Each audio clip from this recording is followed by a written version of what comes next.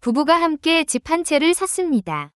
그런데 2028년부터 이 집의 종합부동산세를 계산할 때 공정시장가액 비율이 70%가 될 수도 있고 80%가 될 수도 있다는 보도가 나왔습니다. 집은 분명 한 채인데 왜 계산 경로가 두 갈래로 나뉘는 걸까요? 오늘은 부부 공동명의 종부세가 달라지는 구조와 실제로 무엇을 확인해야 하는지 차근차근 살펴보겠습니다. 먼저 분명히 할 점이 있습니다. 2027년과 2028년의 비율은 2026년 세제 개편안에 담긴 예정 구조이며 최종 법률과 시행령은 국회 심의 과정에서 달라질 수 있습니다. 공정시장가액 비율은 세율 자체가 아닙니다. 공시가격에서 기본공제 금액을 뺀 뒤 실제 과세 표준으로 얼마를 반영할지를 정하는 비율입니다. 예를 들어 공시가격이 20억 원이고 기본공제가 14억 원이라면 남는 금액은 6억 원입니다. 비율이 60%면 과세 표준은 3억 6천만 원, 70%면 4억 2천만 원, 80%면 4억 8천만 원이 됩니다. 비율은 10%포인트 차이지만 실제 세금 차이는 그보다 커질 수 있습니다. 과세 표준이 올라가면서 누진세율 구간과 다른 공제 계산에도 영향을 줄 수 있기 때문입니다. 현재 자료에서 확인되는 시간표는 이렇습니다. 2026년 적용 비율은 60%입니다. 발표된 개편안은 2027년에 모든 대상을 70%로 올리고 2028년에는 1세대 1주택자는 70%를 유지하되 그 밖의 대상은 80%로 높이는 구조를 제시했습니다. 여기서 논란이 생깁니다. 종부세법 시행령의 일반적인 1세대 1주택자는 세대원 중 한 명만 주택 한 채를 소유한 경우를 전제로 합니다. 부부가 한 채를 절반씩 공동 소유하면 소유자는 2명입니다. 그래서 특례를 적용하지 않은 공동명의는 개편안상 80% 경로에 들어갈 수 있다는 정부 설명이 보도됐습니다.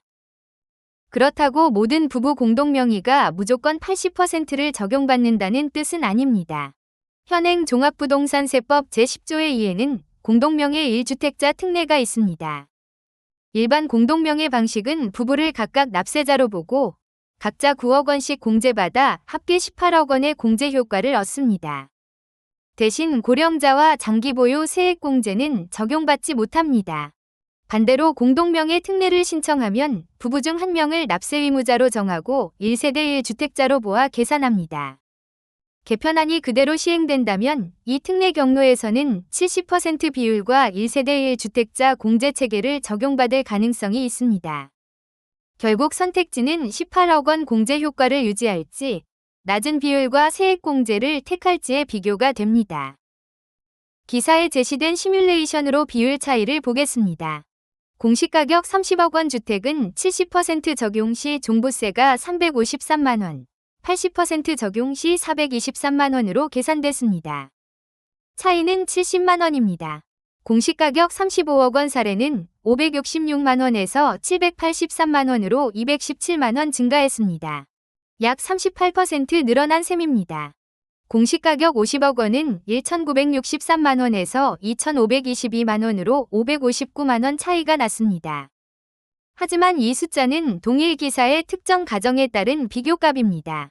실제 고지액은 부부별 지분, 다른 주택 보유 여부, 재산세 중복분, 세부담 상한, 농어촌 특별세와 세액공제 자격에 따라 달라집니다.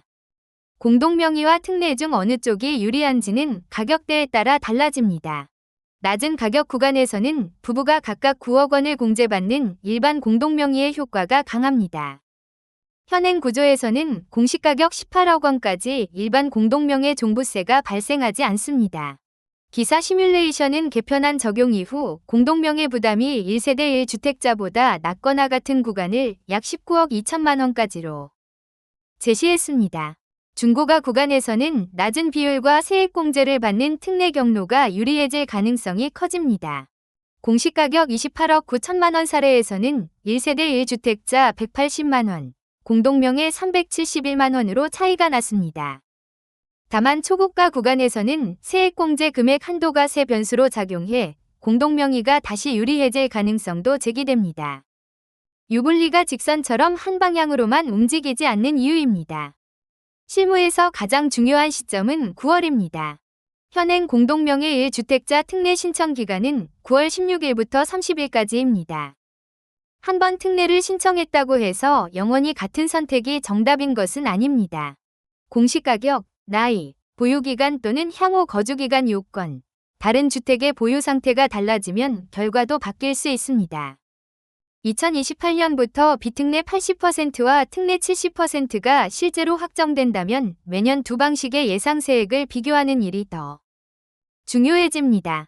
국세청 간이 계산이나 세무 전문가의 시뮬레이션을 이용할 때도 공정시장가액 비율과 세액공제 한도를 어떤 기준으로 넣었는지 확인해야 합니다.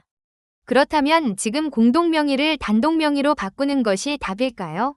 종부세만 놓고 성급하게 결정하면 안 됩니다.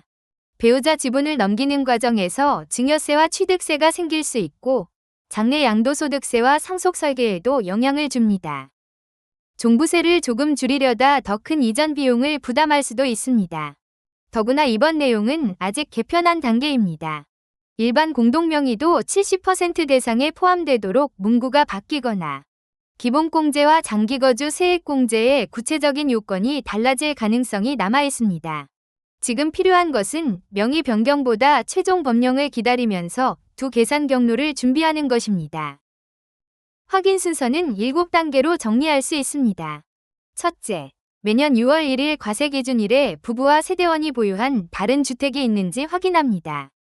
둘째, 해당 주택의 공시가격과 부부별 지분을 확인합니다.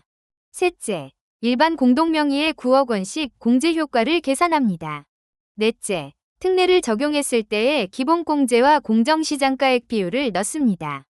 다섯째, 납세 의무자로 정할 배우자의 나이와 보유 또는 거주기간 공제 자격을 확인합니다. 여섯째, 2027년과 2028년에 예정된 세액공제 금액 한도를 반영합니다. 마지막으로 9월 16일부터 30일 사이 특례 신청 여부를 결정합니다. 계산 프로그램의 결과만 보지 말고 어떤 가정이 입력됐는지도 함께 확인해야 합니다. 정리하겠습니다. 부부 공동명의 종부세의 핵심은 공동명의가 무조건 불리하다는 것이 아닙니다. 일반 공동명의의 합계 18억 원 공제, 특례의 1세대 1주택자 계산, 그리고 개편안의 70%와 80% 비율이 서로 충돌하면서 가격대와 공제 자격에 따라 답이 달라진다는 점입니다. 2026년 8월 13일 현재 개편안은 최종 확정 법령이 아닙니다. 따라서 지금 명의를 바꾸기보다 최종 종합부동산세법과 시행령, 국세청 안내를 확인하고 9월에 두 방식을 비교하는 편이 합리적입니다. 이 영상은 일반적인 제도 설명이며 개인별 세무 판단을 대신하지 않습니다.